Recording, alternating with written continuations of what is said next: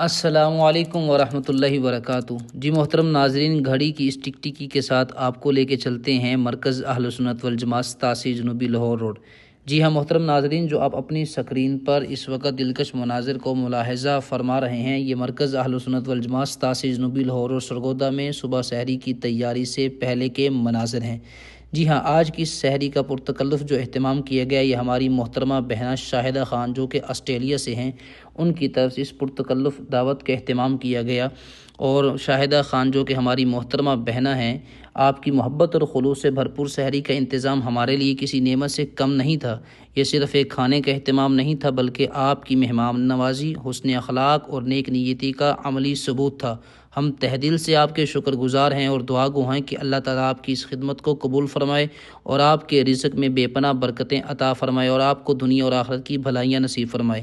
آپ اپنی سکرین پر ملاحظہ کر رہے ہیں کہ اس وقت جو سحری کی تیاری سے پہلے کے مناظر ہیں، جس کے اندر سالن، روٹی، دہی، شہد کا بھی اہتمام کیا گیا، اچار کا بھی اہتمام کیا گیا، جس کے اندر مرکز کے طلباء، علماء کرام، مفتیان اعظام اور اسی کے ساتھ حفظ کے ننھے منھے طلباء کرام بھی شامل حال تھے۔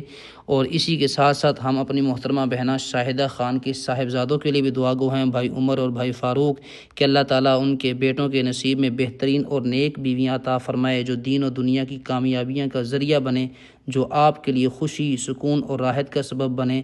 اللہ تعالیٰ ان کے نصیبوں کو سنوار دے، ان کے مقدر میں خیر و برکت لکھ دے اور انہیں ایسے رشتے عطا کرے جو محبت، عزت اور رحمت سے بھرپور ہوں۔